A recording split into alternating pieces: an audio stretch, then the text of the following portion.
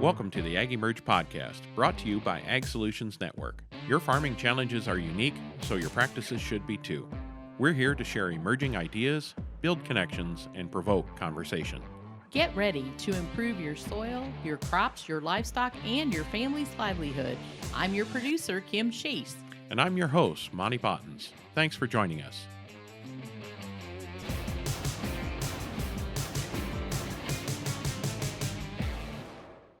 Thanks for joining us as we welcome David Kleinschmidt to the podcast today. David is the owner of Progressive Agronomy Consulting Services. His experience, keen observations, and thorough scrutiny of data makes for a great conversation as he and Monte explore real-time soil health systems and the tools he uses to evaluate them. You've heard it said many times here on this podcast that there are no silver bullets when it comes to the tools and resources you implement, but there is a path forward built on informed decisions, adaptability, and a deep understanding of your unique farming systems. It's all part of today's discussion, so let's jump right in. Well, welcome everyone to this edition of the AgEmerge podcast. I'm glad that you could join us today. We're just wrapping up harvest here in the Midwest, and today we are joined with David Kleinschmidt. Welcome, David. How are you? I'm doing well. We finally got a little bit of rain down in my part of the world.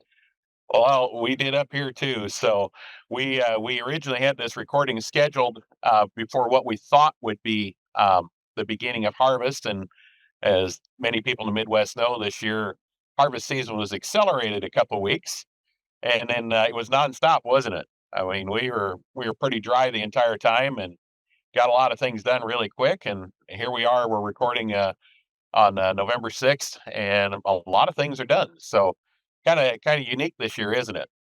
It has been. It's been a very, very fast fall. Well, David, one of the things we like to start out with on every one of our episodes, we like you to tell your story for people that may not know you, or for those people that do, throw in some extra things that maybe people haven't heard before. But I think it's really important for people to understand a person's story, to know where they're coming from, and what makes them uniquely qualified to contribute to this conversation we're having about soil health. Yeah, absolutely. So, grew up on a small family farm in West Central Illinois.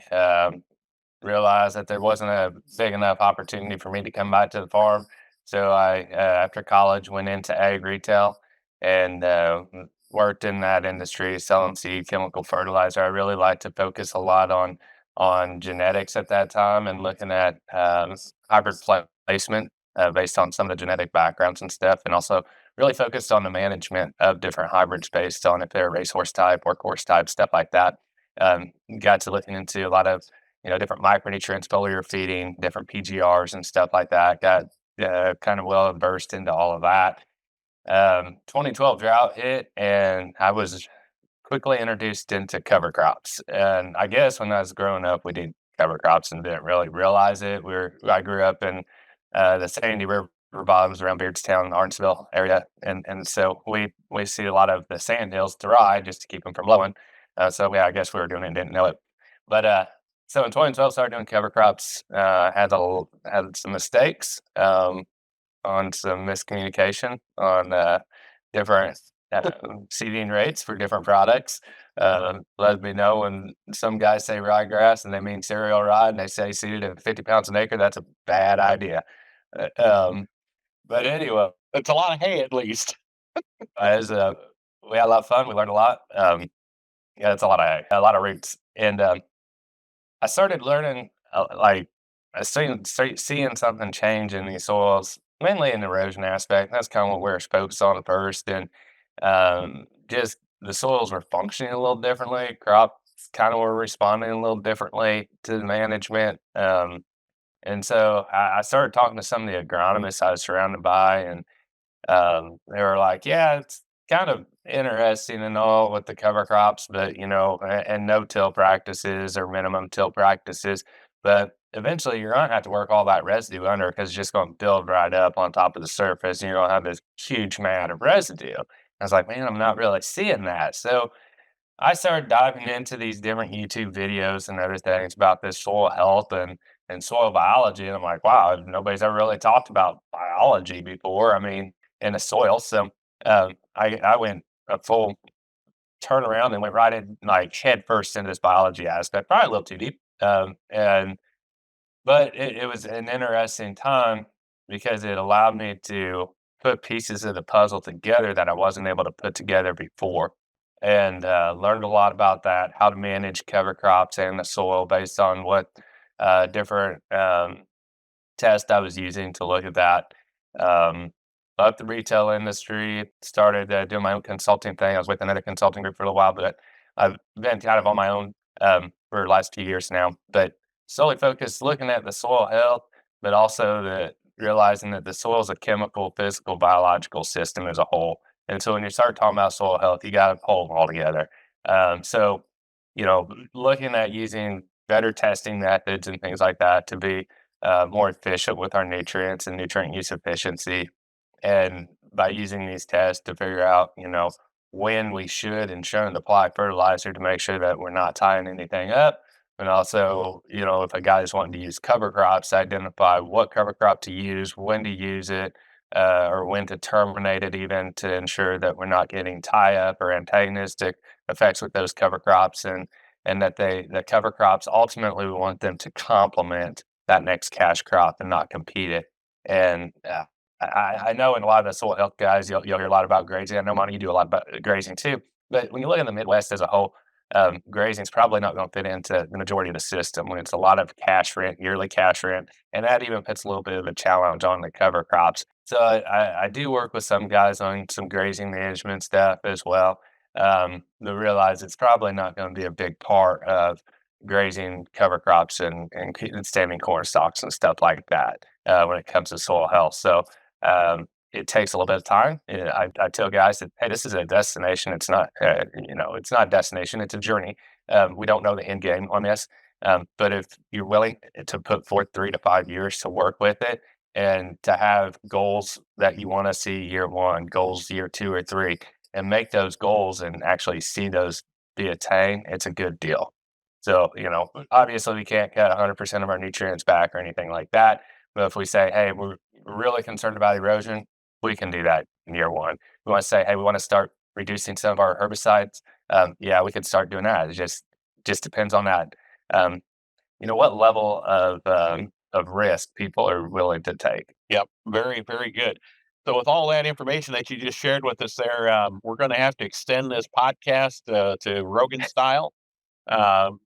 You've just created 3 hours of questions for me.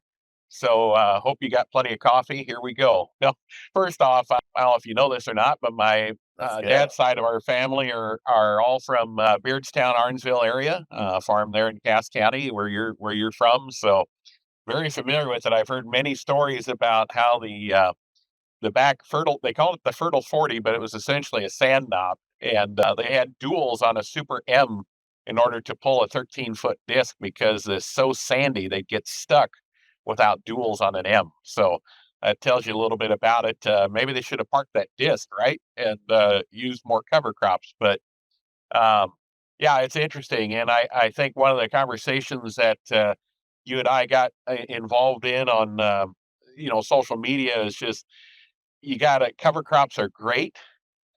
Cover crops can also be a challenge if not done correctly. I think a lot, your comment there about, yeah, planting rye. Well, are you annual rye grass or cereal rye? And still today, there's people that don't know that those aren't the same thing. So that's a little bit scary, isn't it? So, cover crop management is a real key to this success. And there's great opportunities for train wrecks, and I think there's a lot of money being thrown at cover crops and, oh, well, they're going to pay me to do it, or I'm going to get a carbon credit, or so I'm just going to go out and willy nilly do some things. And then it becomes like no-till did a generation ago, right?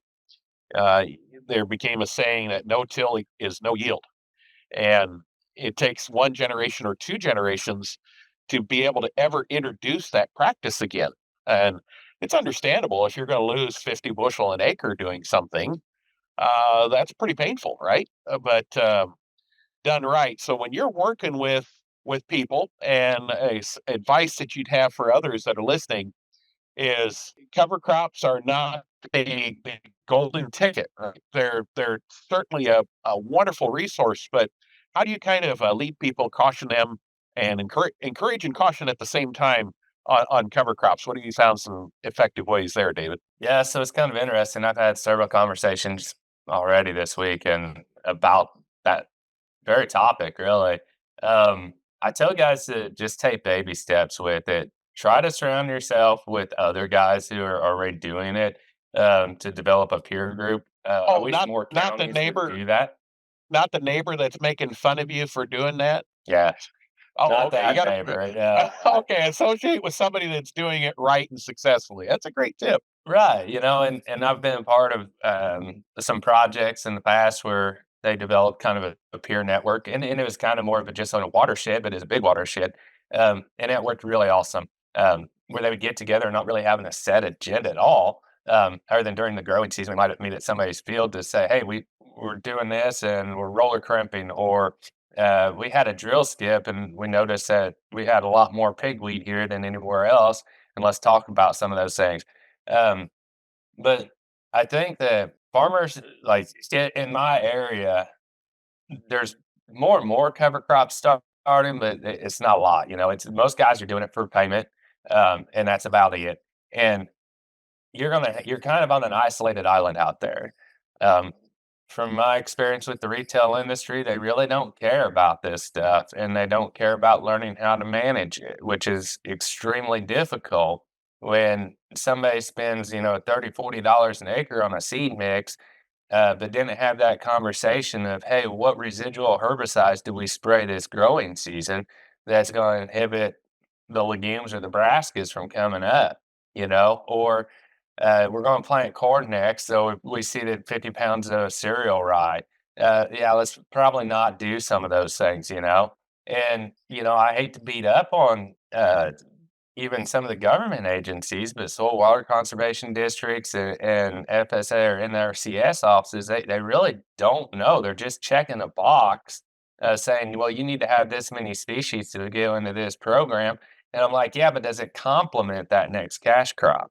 Or is it going to compete with it? Yeah, or like you said, it I had might the have put residual. cereal right in front of corn, but I'm only going to do it at maybe 10. Go ahead. Right. And no, and like you said, they could have had a residual herbicide that, yeah, you can put all the clovers and you could put all the brassicas out there that you'd want, and they're not going to grow.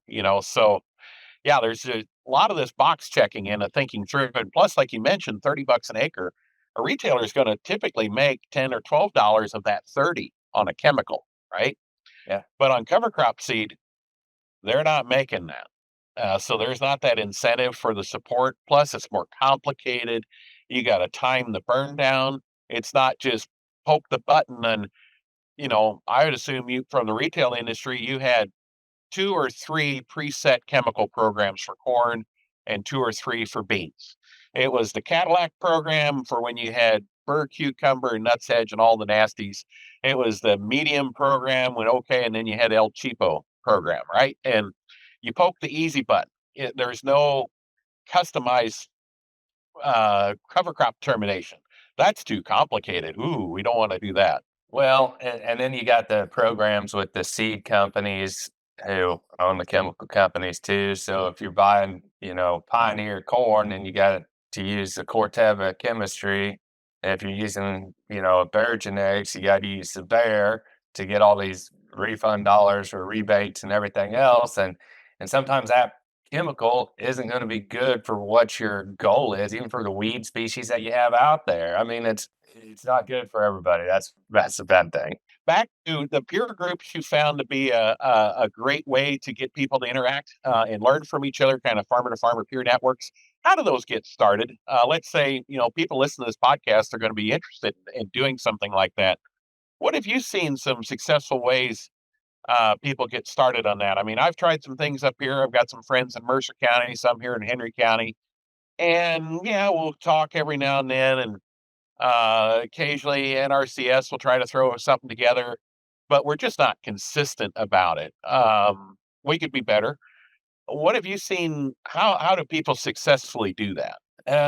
The best areas of success is when you have somebody that's able to lead it really, and bring those people together. So if there is a soil water conservation district out there that is very outgoing and willing to get out of the office and do some things, those are the kind of guys that can help facilitate that. They've got a lot of contacts already. They can start broadcasting out emails and stuff of not a field day, but just a meet and greet or coffee and donuts or something.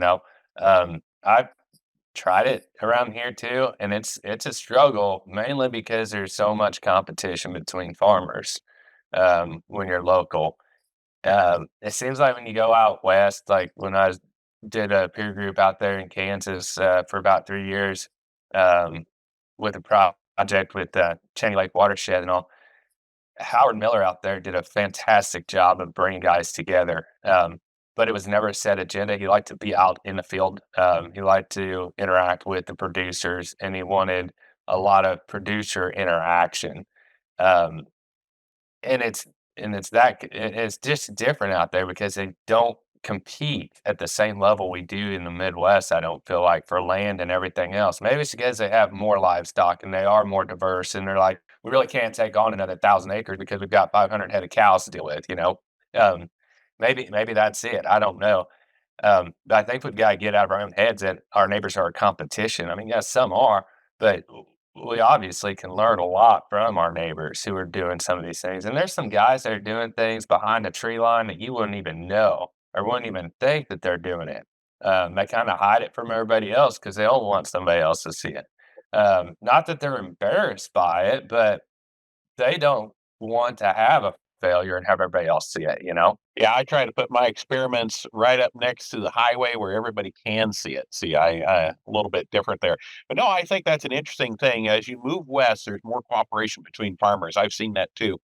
And I think if you look at it, you can do a lot of things in Illinois, Iowa, and the Corn Belt states, that and get a good result. You can conventionally farm with tillage, and we've got abundant soil that we can waste away and don't really notice it. We've got abundant water that you can waste away and don't really notice it.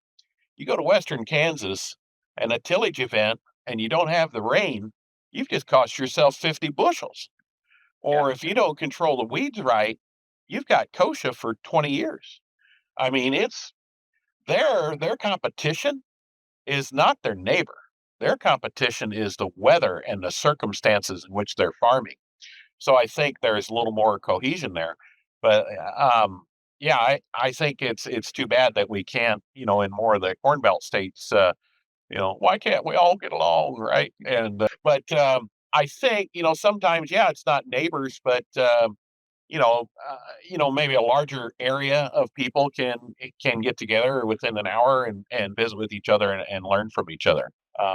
But Tori Colburn with American Farmland Trust is doing that this spring with the ADM program and regenerations. But like it's once or twice a month, he was just doing a morning Zoom call for like 20, 30 minutes. Sometimes they go for an hour, but just talk like he'd have maybe one or two main producers that were going to talk, and then everybody else could chime in with, hey, this is what we were seeing, or this is some of the challenges, or, how do I get this to go and work? And that was really good. So I realized, maybe meeting face to face doesn't work for everybody, but if we could spend 30 minutes on a Zoom call or something and plug your earbuds in and do something else, make breakfast for the kids or whatever while we're listening to it, and that can be helpful too. Hey everyone, Kim Sheese here from the AgEmerge podcast. And I'm Liz Haney from Soil Regen. Are you ready to immerse yourself in the future of soil health? Don't miss your chance to register for the 2024 Big Soil Health event happening December 9th through the 11th in Cedar Falls, Iowa, hosted by Soil Regen. We're all about farmer-first education, training, and networking to boost soil health, improve your quality of life, and maximize your ROI. After the event, we'll stick with you every step of the way through our consulting and community support. Don't wait. Join us for inspiring speakers and an incredible community of attendees that'll keep you learning and growing. Head on over to www.agsoilregen.com/events to register now. We can't wait to see you there. I think there's a great combination. I really like what the gentleman that out in Nebraska that you were talking about is doing by getting farmers together and going to the field. I mean, hey, we all love the opportunity to snoop on somebody else. Let's face it, right? But you learn so much by being in the field with a shovel and seeing what's going on. But in the winter, when the snow's flying, and the ground's froze, the Zoom calls are a great thing to do. I mean, kind of a combination of the two. But we do have to, as farmers, if we want to make a change, and we're serious about making a change, we have to dedicate that time to go do something different. Because if we keep dedicating time to doing what we've always done, you're going to get what you've always had.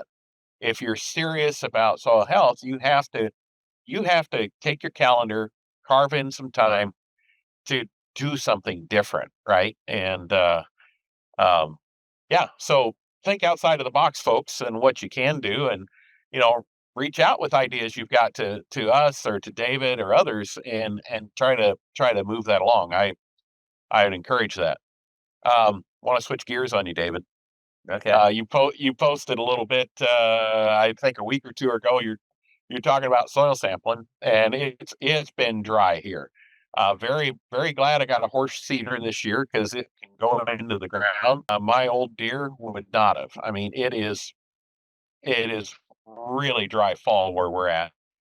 You were out in soil samples, and see, he's still young, he can do it, get through the ground. But what were some of those observations you were making in full tilled fields versus no tilled fields, and what you just noticed in moisture levels and penetration with the soil probe? Yeah, so there's a lot of conventional tillage around my area. Obviously, I live down in Vandalia now, so I'm between kind of St. Louis and Effingham off of I-70. My area north and south, there's just a lot of fall tillage and a lot of spring tillage, a lot of fall chemical after tillage. I mean, everything to keep anything down. Um, but I will say that I've been out on those fields that were worked last fall, this spring, planted, and could not get the probe in the ground um, without either bending or breaking a probe. And if the soil is that hard and that dry, the results are going to be crap. Just to put it blankly, like you're not going to get good soil test results. So why even pull them? Why spend the money to do that? So I wasn't pulling on any of those fields. I just kind of tried it, quit it, and said, "Yeah, we'll wait till spring or wait till we get some moisture, or make sure the weather's dry." But ironically, I could go to strip till fields that had some residue between the rows, or I could go to cover crop no-till fields. No-till alone was pretty challenging, but you throw cover crops in there, it changes it. So cover crop no-till and strip till with cover crops. Um, you could put the probe in the ground easy, and there was enough moisture where you could actually ball that soil up in your hand and even ribbon it, even at 2.5 inches deep, let alone go down to 6 inches deep, and you're still able to do that, Couldn't do that on some conventional till. So I had guys calling me and like, "Hey, are you soil sampling?" And I'm like, "Well, in this I am, but over here I'm not, and this is why." And they couldn't believe it. So I started sending them pictures. I'm like, literally, it's management. It is purely all about the management. And we were able to retain more moisture. That's a good thing. Except this year when it rained basically in July. Dumped us a bunch of rain and all through April to mid-April to May. It wasn't a great thing out there, but we were able to retain enough moisture for some of the late season crops and not do too bad, So having moisture in the profile is kind of a necessary thing if you're going to have any type of nutrient exchange in that soil from the soil to the plants. So yeah, let's try to figure out how to maintain more moisture. The saying in my environment down here is we're always 2 weeks from a drought. I think now by using cover crops and all, we can prolong that to we're 4 weeks from drought, and usually we can catch rain in that time. And I think that's important to note where you're located is older soils. It's the Illinois glaciation, so they're older, thinner, more weathered, less, chemically active. And yeah, you're any time from a drought, you're hotter temperatures in southern Illinois. So yeah, a lot more challenges there. So really interesting when we're planting cover crops, planting an inch deep, and the entire season we planted to moisture, even in all of this drought. So yeah, I've seen the same thing you're saying about the cover crop no-till, or we don't have strip till, but similar thing where you're not disturbing the whole profile, 8 to 10 inches versus 100%. We see that same observation. So talk to us a little bit. We know about chemical soil tests that potassium levels, pH levels, phosphorus levels get all kind of wonkadoo when we're really dry like this. What's your experience been with the Haney test? See, Yeah, so my experience has been that all soil tests are wrong and some are useful. That's a great quote from Dr. Buzzclue. And uh, even with that Haney test, I mean, there's still some things with it, but we can glean a lot of good resource out of it. Um, I look at, let's say, the Bray P1 that typically we do in Illinois. Was developed in the 1940s. And, you think about farming practices in the 1940s, we're still using some legumes in the rotation as a plow down or as a hay crop. We still had livestock on the farm. But our corn yields, shoot, 60 bushel corn was a great year, you know. Um, did a lot of plow down, not a lot of chemical stuff, but fertilizer was really starting to come on then. But it's interesting. I read um, I got into reading some of the old USDA like pamphlets from the early 1900s, and there's one on soil fertility, and it was talking about basically that soil fertility is more of an art than it is a science. But the universities are trying to figure it out as a science. Well, fast forward to where we are now, 100 years later, and we're looking at it all as a science, and it's still an art. It's a balancing act. It's an art, and nothing in that soil stays constant. When we think about 1940s and the technology we had, uh, we've got more technology in our cell phones now that do facial recognition and AI and everything than they even dreamed of in the 1940s. Your tractor's got more technology than the first space shuttle. So we start thinking about the technology of that soil test and the acids that were used to extract those nutrients, the exchangeable portion of those nutrients off of that soil to see, quote unquote, I think it's misused that they're saying it's plant available. It's not plant available. It's just looking at the supplying power of that soil based on or the amount that soil can basically supply for the type of soil and the area and region. But the weird thing is, Illinois, Iowa, Indiana, Kentucky, Missouri, Wisconsin, Minnesota, all the surrounding states that touch Illinois, everybody's got a different idea of what your levels of fertility should be and how to apply fertilizer. So it's kind of weird to me.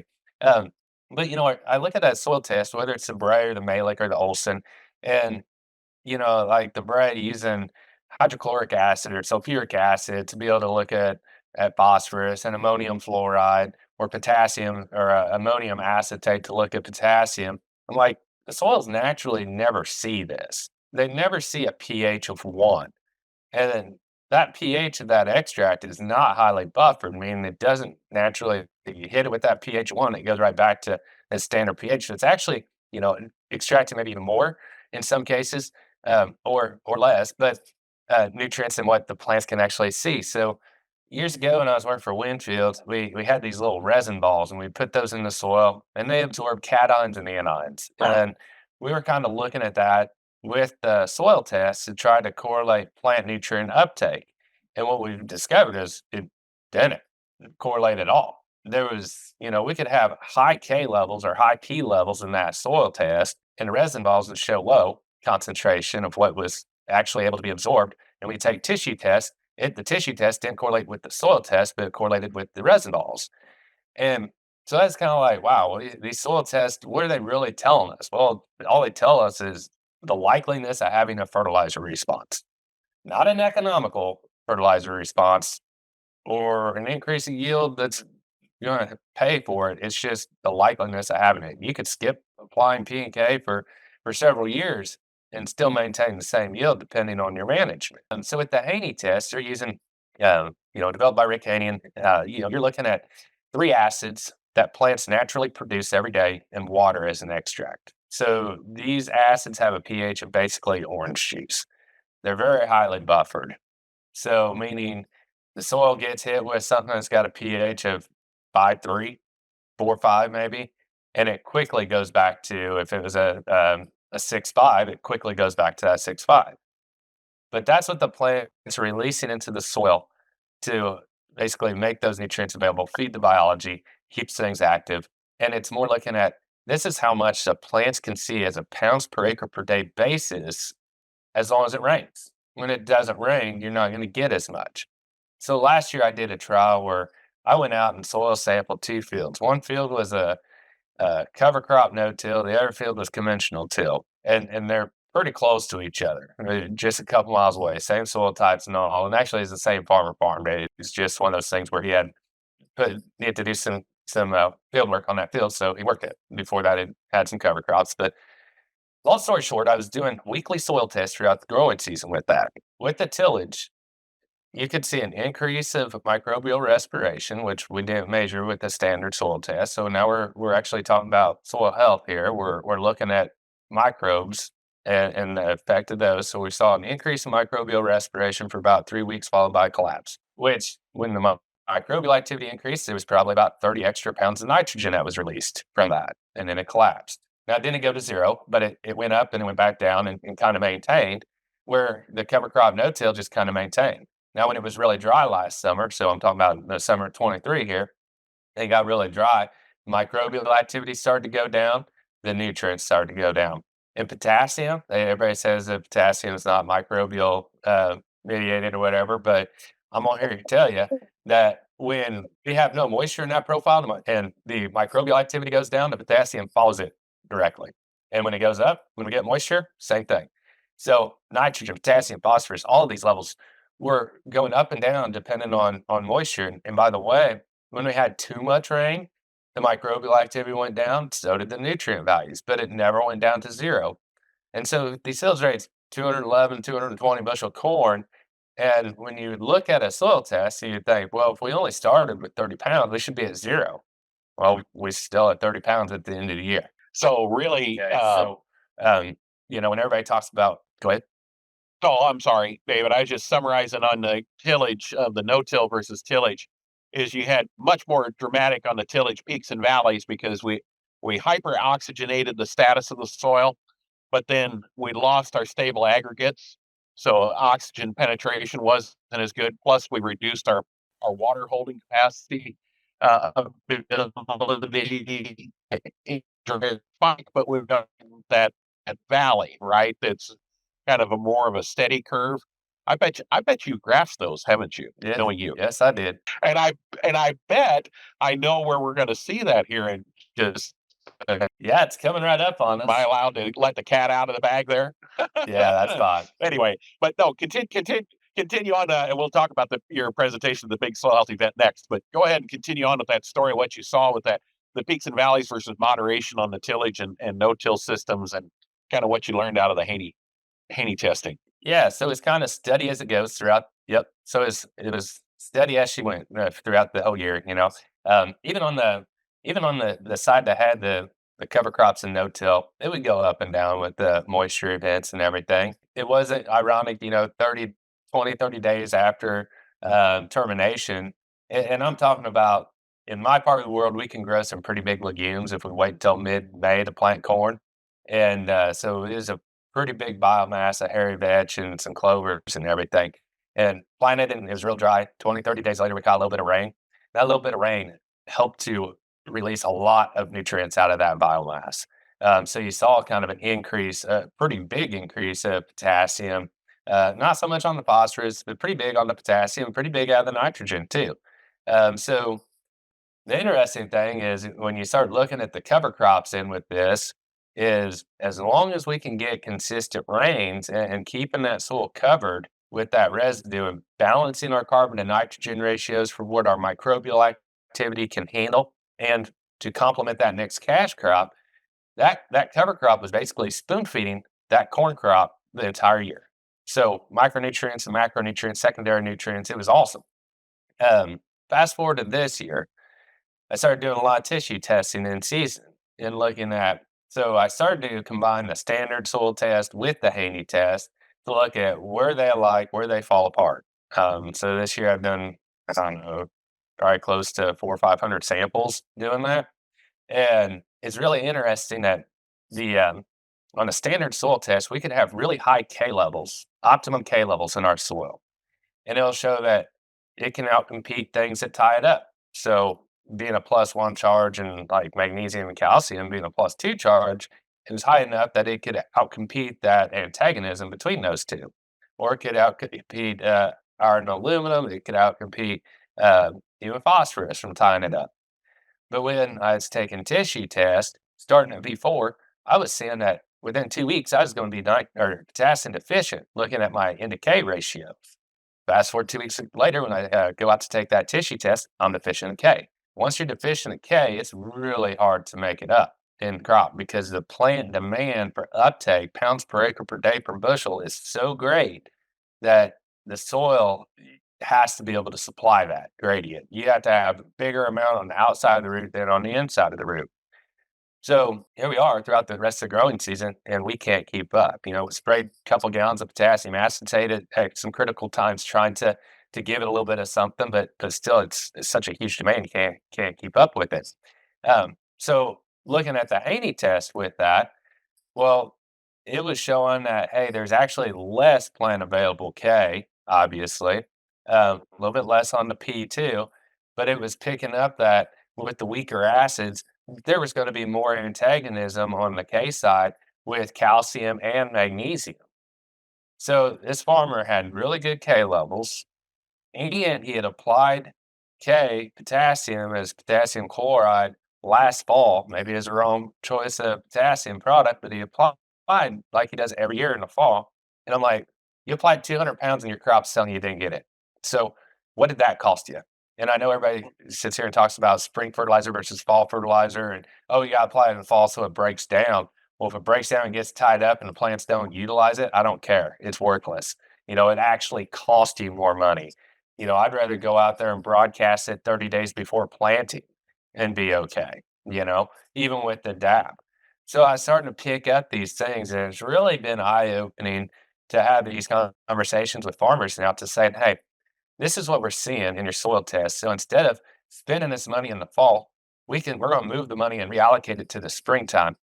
And oh yeah, by the way, we're going to use less than what you typically do because the soil can supply this much. When I look at the antagonisms between the other things, I kind of take off some of that credit and say maybe I can't give you full credit for it.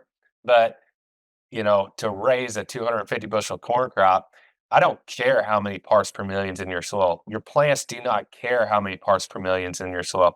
They only care about how many pounds per acre per day can they uptake. They're a narcissistic organism. They don't care if we have a profitability statement, if you're going to take your wife on a cruise. Plants don't care.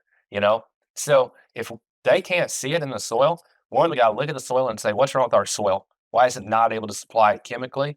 What's going on physically in our soil? And what's going on biologically in our soil? And I'm here to tell you, a lot of these soils in the great state of Illinois that guys are paying $20,000 for, they can't even hold up in a slate test. Some of this great drummer soil will fall apart the second you put it in water. So the aggregate stability is horrible. So when you get a 3-inch rain event, that collapses and the nutrient cycle just completely collapses. So what the heck are we doing? If we've got a 20 part per million CO2 respiration on $20,000 an acre ground, it's not worth 20,000. I got on a rant there, Monty, but Well, I like it. That's I'm going to have to quote you on that about corn are narcissistic. That's a new one, but you're right. They are very fickle, aren't they anymore? Talk to me a little bit. My observations and we're seeing a real change in how potassium dynamics work in the soil now. I think part of that's because we're going to 300 bushel corn instead of 180 bushel corn, and the demand for potassium is so great at certain periods of time. I think that's part of it, but there's also other parts associated with being able to supply that at the right time in the right place. So, I mean, we need to have, I've been doing a lot more, let's say, like you said, potassium acetate with some of our proprietary ingredients, also doing, potassium thiosulfate. And that is leading us to more and more with Y drops and supplying it in season.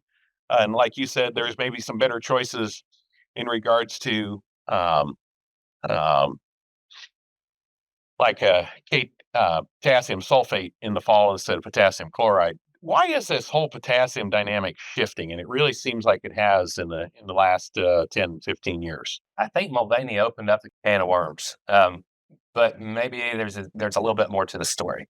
When you start looking at even how labs handle that soil, when they go to they dry it and they grind it, and then they measure with ammonium acetate with the extraction method. But when you look at like the Illinois Agronomy Handbook, the potassium test is only 60% accurate, reliable, and cost effectiveness.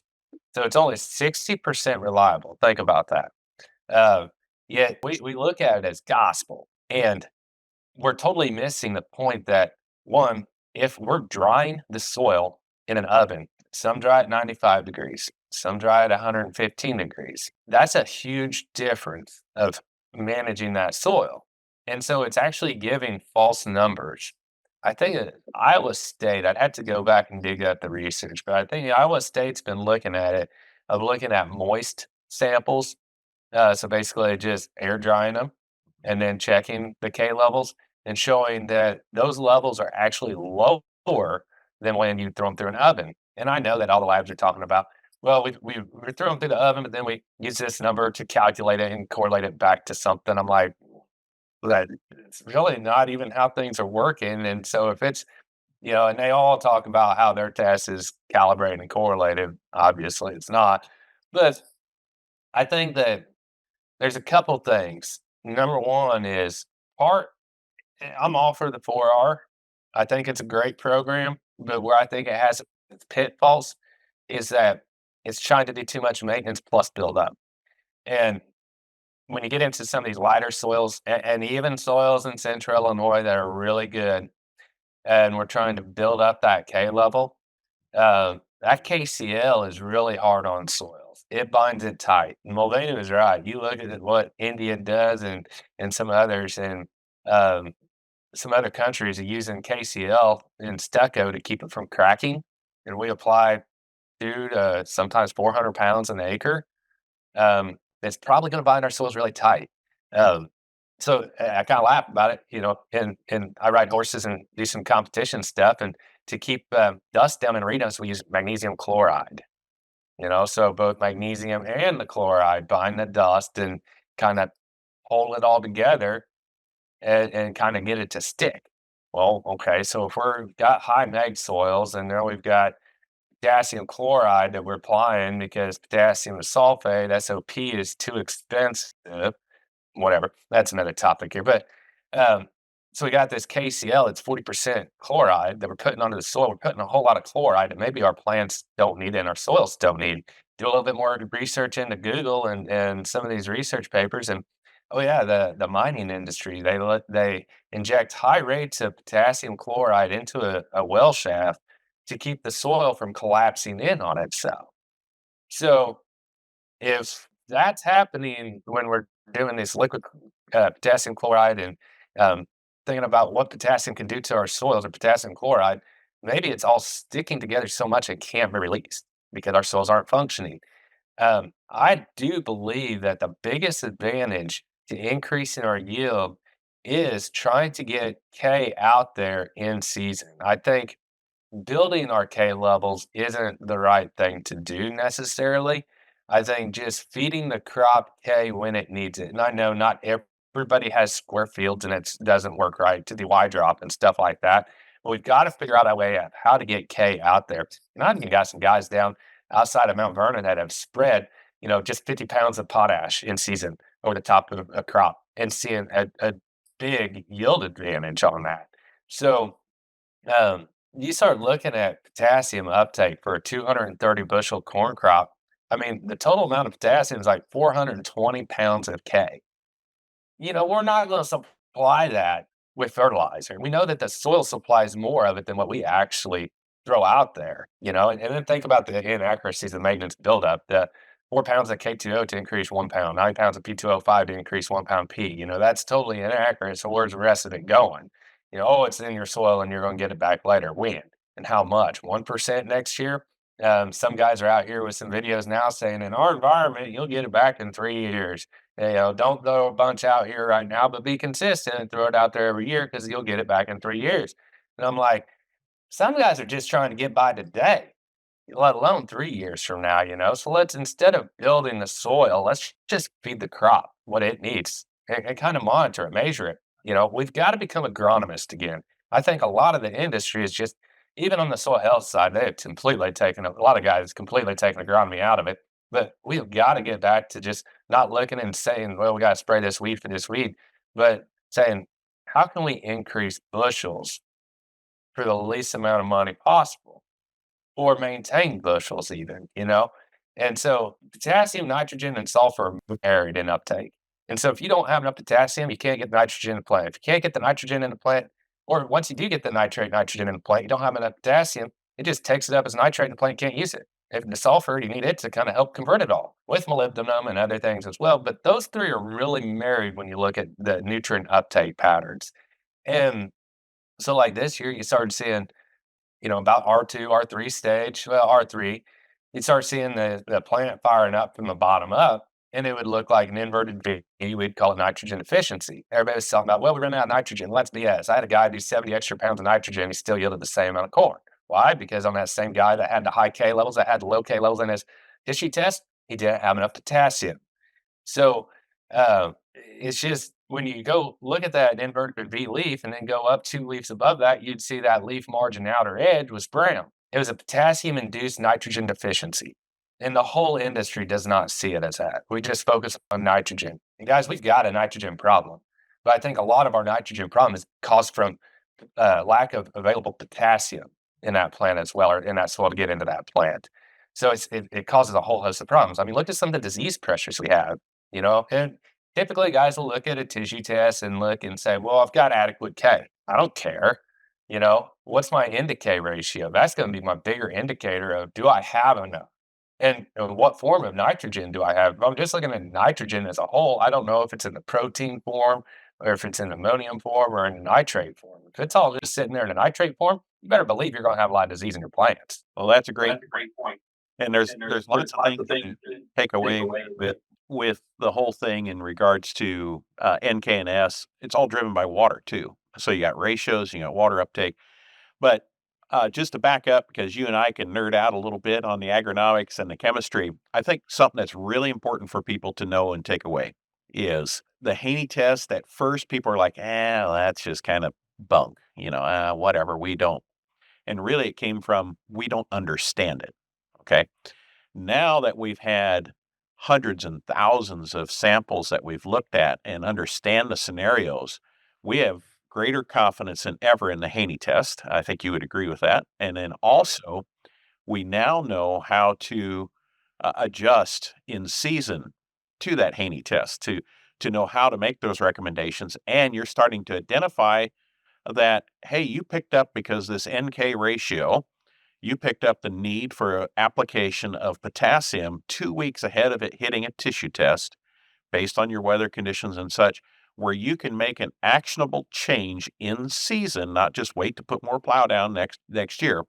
You make an in-season change that changes yield, and you can know the value of that in-season change. Because I agree with you so much, broadcast nutrients are never quantified. It's like, put it in the bank. If you think interest on CDs are terrible, put fertilizer in the bank in your field. I mean, that is awful, right? It's subject to theft all the time and erosion, and it just pays poor dividends. So if you can retarget by using good agronomy, but also good minds like you, and other Haney thinking type people like our team, we can make those adjustments happen. And I think that that has some hope for the future, right? So we know that we're spending those dollars right, because let's face it, we're off of the party times in agriculture. We've had a reality check. As my dad says, the cure for high prices is high prices, and we've been cured.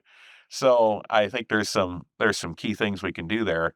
And it's just a matter of learning these correlations, right? And then educating and teaching others how those work. Is that you think is kind of the next step? Is not, the Haney isn't bunk.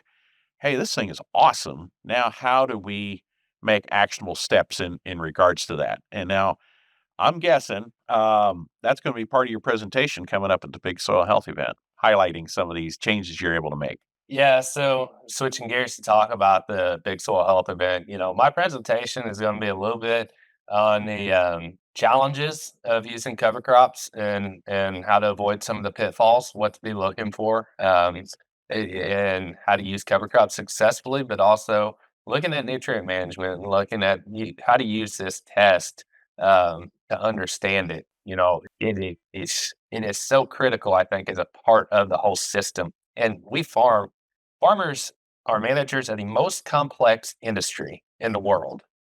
You think about it, you've got soil, and then you got weeds, and you got your plants, and you got insects and disease, and you got weather, and you got the banker and grain marketing and all of this stuff.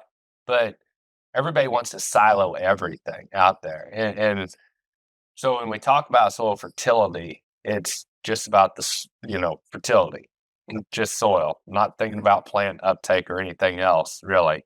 And we don't put them all together. And researchers are really bad about that because they view everything in a silo or even a black box. So they view fertility as a black box and the plant is whatever the plant is out there. And that's just wrong. And so as farmers, we farm in these very, very complex dynamic systems, and we need to start thinking in very dynamic, complex systems and go at a systems approach of farming. I think that's a key. It's still the art, like where we started here on the episode, is that we can try to put as much science as we can to it, but there's still an art to it. But I think sampling and thinking more like the plant does, those narcissistic plants. I just love that, by the way. thinking how those spoiled, rotten plants want to be treated, and applying correctly. And one other thing I really love about what you brought up, and we're going to have to maybe make another episode sometime, but the high nitrate levels driving disease, that's a key.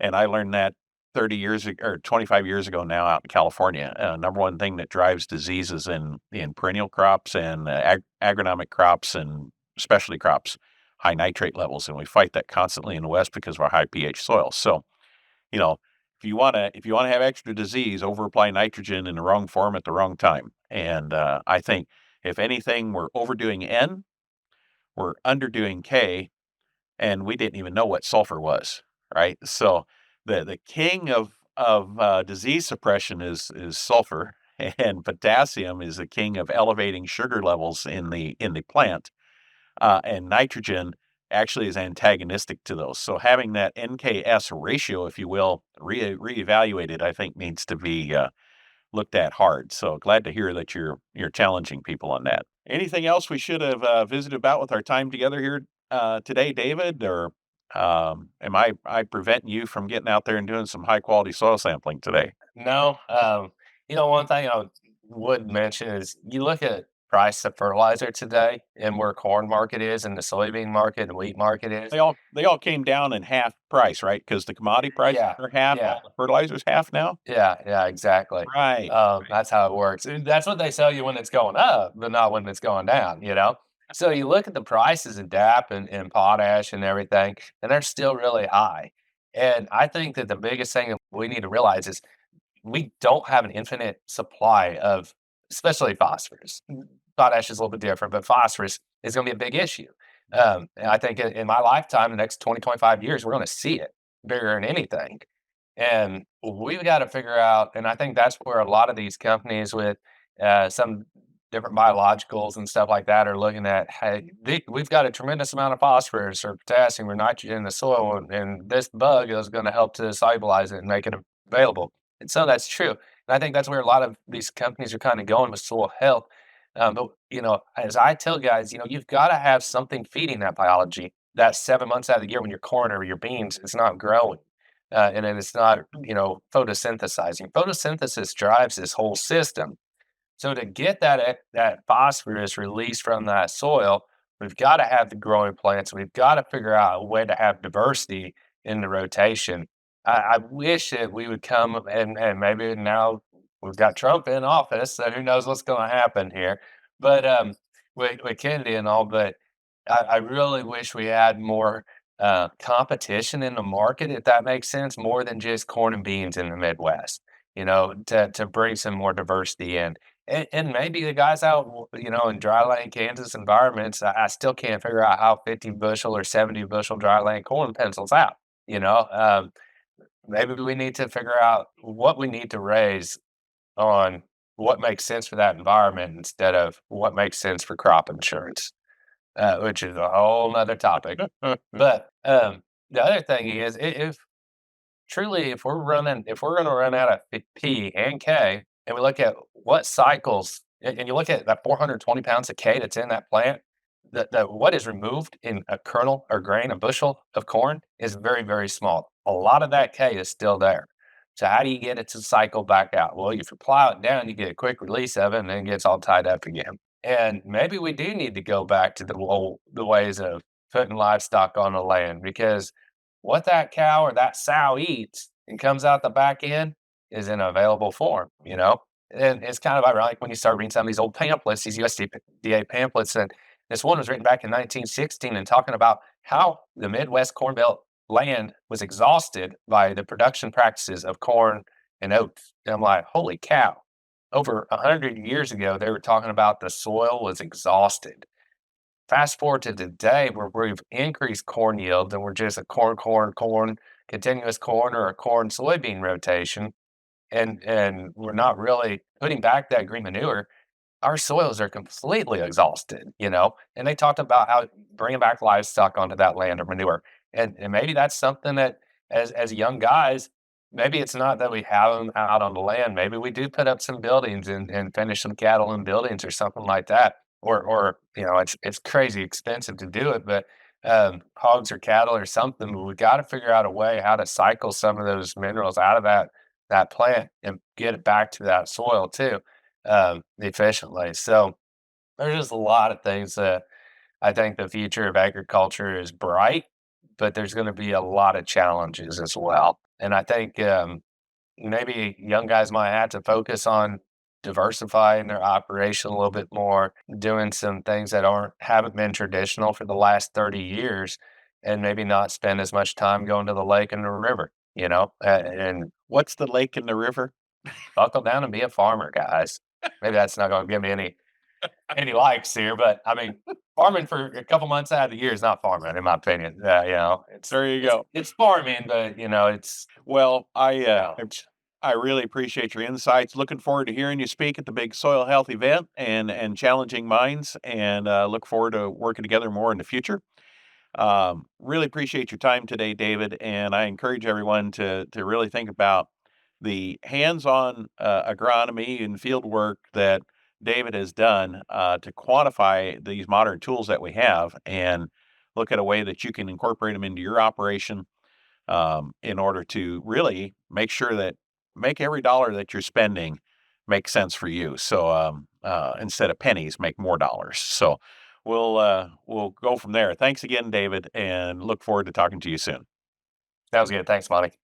Thanks for listening. We hope you enjoyed exploring David's journey. And as he shared, soil health is a journey and not a destination. With his work focusing on better soil testing, nutrient cycling, and the power of timing and diversity, he continues to bridge the gap between conventional and regenerative practices, empowering farmers to make informed decisions that benefit both their present needs and future sustainability. And if you'd like to make informed decisions on adopting effective soil health practices, let us help. You can check us out at asn.farm and find us on Facebook, Instagram, Twitter, and YouTube. There's a lot of great things happening and always something to learn. Thanks for listening.